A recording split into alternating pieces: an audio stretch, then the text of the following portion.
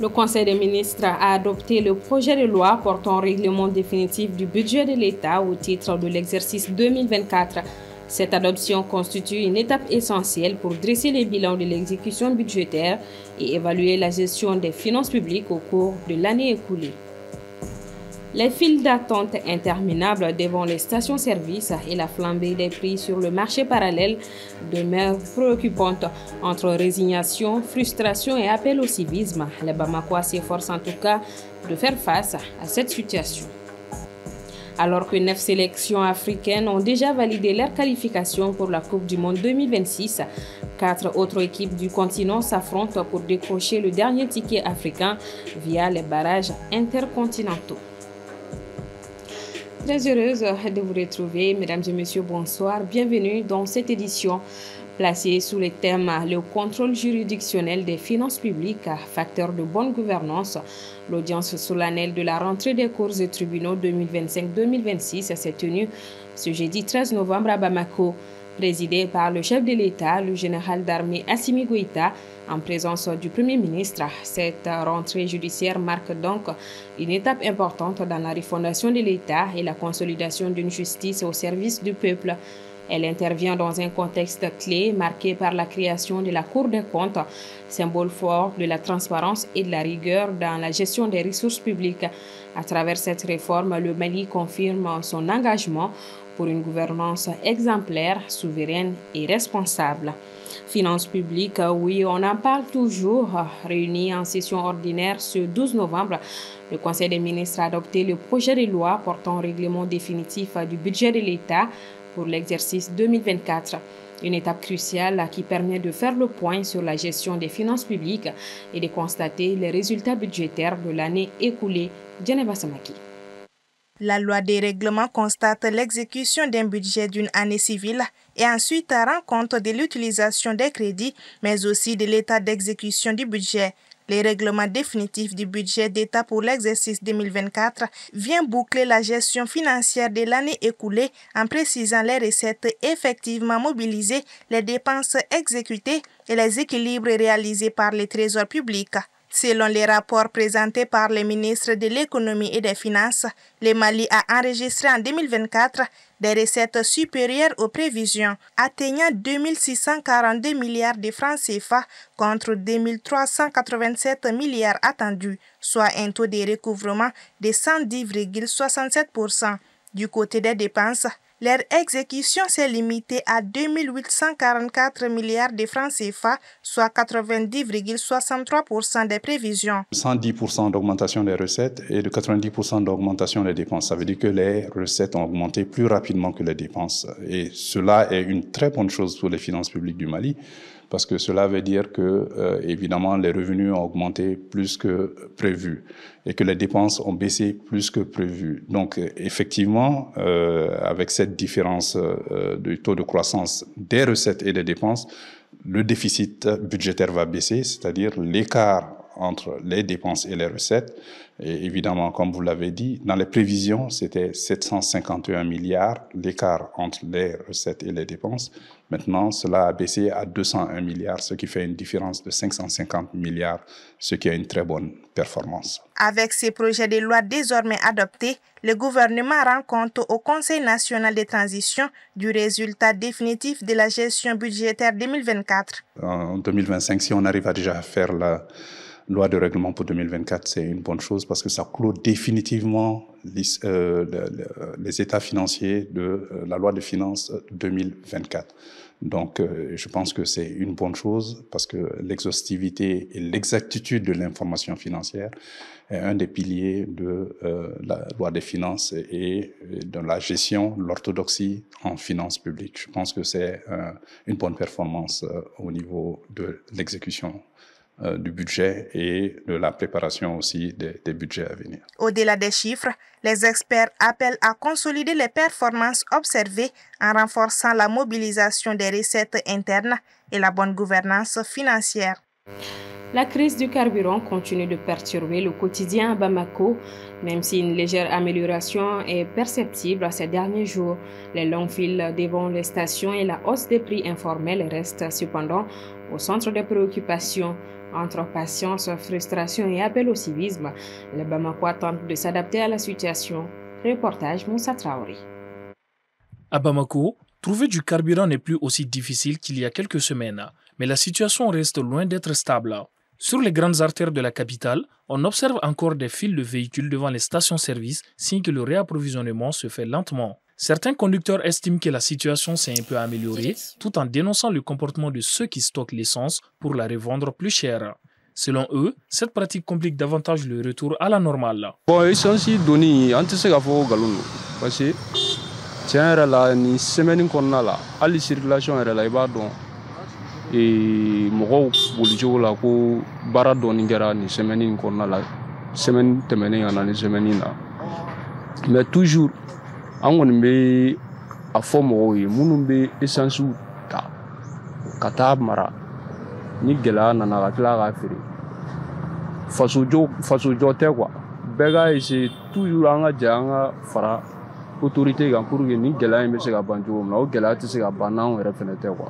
Ouais, bon, effectivement, semaine passée, essence donna, bon. D'abord, ni ko gɛlɛyara a tɛ taa fo bɛɛ fɛnɛ k'i cɛsiri ka se niveau ni dɔ fɛnɛ la. Essence sɔrɔbaliya gɛlɛya ye min ye, ni i ye salaya dɔ sɔrɔ ka wuli ka t'i jɔ aran na, a essence sɔrɔli ma nɔgɔn hali dɔɔni quoi. Mais une fois que ni sera ka aran accepté, a ka ca Ala fɛ kɔni i bɛ essence sɔrɔ. I bɛ essence sɔrɔ, i b'i ka baara kɛ a kɛcogo la quoi, en un mot. Mais pour eux, la crise reste un vrai frein à leur activité. Faute de carburant, certains se limitent à de courts trajets, réduisant ainsi leurs revenus quotidiens. Une situation difficile à vivre pour ceux dont le moteur est aussi le gagne-pain. Effectivement, avec la kɔlɔlɔ lase ne ma n ka baara kɔnɔna la. I n'a fɔ telimani bolila fɛn o fɛn bɛ yen nɔ, a bɛɛ bɛ nafa sɔrɔ yɔrɔjan boli de la. Mais n'a danna yɔrɔ surunmani boli ma, i b'a ye i bɛ boli kɛ dɛ, mais i hakili b'a la ko wari min b'i kun, i bɛ taa sɔrɔ o ti i kun quoi. Est-ce que tu vois? Mais ni yɔrɔjan boli o carburant ti e kun, tu seras obligé i bɛ boli kɛrɛfɛla de la pour que ka se ka dɔɔni sɔrɔ ka bila i kun. Tuma dɔw la an ka baaraw bɛ sumaya, baara bɛ jɔ et puis distance jan dɔw bɛ yen an bɛ siran k'olu boli parce que ni essence ɲɛnama t'i kun i kɛ sira jan dɔw kan bon a ma nɔgɔn bon et pourtant an dun fana bɛ wari sɔrɔ olu de la distance n'an ye distance de boli an bɛ wari sɔrɔ parce que yɔrɔ surumani dɔw bɛ yen i b'a caman boli mais i bɛ tila k'a ye wari caman t'i tɛgɛ kɔnɔ. En attendant un retour complet à la normale, les habitants de Bamako espèrent que les prochaines livraisons permettront de soulager enfin la pression dans les stations et sur les routes de la capitale. Au Sénégal voisin, les désaccords entre le président Bassirou Diomaye Faye et son premier ministre Ousmane Sonko se font sentir. Les deux personnalités seraient en désaccord sur le choix de la personne appelée à prendre la tête de la coalition politique Diomaye Président créée lors de la présidentielle de 2024. Assetou Bouari. Au Sénégal, les tensions entre le président de la République et le premier ministre ont atteint un nouveau palier. 3 jours après le terrain meeting, censé démontrer l'unité de la majorité, au cœur de la crise qui s'annonce l'organisation de la coalition Diomaye Président. Tout est parti d'une lettre datée du mardi 11 novembre 2025, signée par le président Bassirou Diomaye Faye, dans laquelle il met fin à la mission de Mme Aïda Mbodj à la tête de la coalition Diomaye Président, après l'avoir remercié pour son engagement lors de la victoire du 24 mars 2024. Dans le document, Bassirou Diomaye Faye annonce une réorganisation de la coalition afin de la rendre plus performante et mieux structurée. Il a donc chargé Mme Aminata Touré, ancienne première ministre, de mener ce travail de restructuration de la coalition, en lieu et place d'Aïda Mbodj. Dans un communiqué mercredi 12 novembre, le bureau politique du PASTEF, parti au pouvoir dirigé par Ousmane Sonko, le Premier ministre, s'est démarqué de ce choix estimant ne partager ni les valeurs ni les principes avec la personne choisie par le président. Le parti déclare que le président Diomaye Faye n'a pas les prérogatives pour démettre celle qui occupait le poste, qui se trouve être une proche de Ousmane Sonko. Le désaccord entre les deux têtes au pouvoir est profond et la crise institutionnelle est évidente. Si le président et son premier ministre ne trouvent pas intérêt d'attente, car cet épisode marque une nouvelle crise entre le président et son premier ministre après les attaques en jeu de ces derniers, reprochant au chef de l'État de manquer d'autorité. Et on parle sport, alors que 9 nations africaines ont obtenu leur ticket pour la Coupe du Monde 2026. 4 autres du continent vont se battre pour une place dans les barrages intercontinentaux. Cette bataille à 4 a débuté ce jeudi 13 novembre au Maroc et s'achève ce dimanche 16 novembre. Soumaïla Fani. L'Afrique du Sud, l'Algérie, le Cap-Vert, la Côte d'Ivoire, l'Égypte, le Ghana, le Maroc, le Sénégal et la Tunisie sont les 9 nations africaines qualifiées pour la Coupe du Monde 2026 grâce à leurs résultats lors des éliminatoires. Cependant, l'Afrique pourrait avoir un 10e ticket qui sera éventuellement distribué après des barrages intercontinentaux. Et 4 autres nations africaines ont l'occasion d'y croire. Il y a 4 équipes qui sont à ce niveau.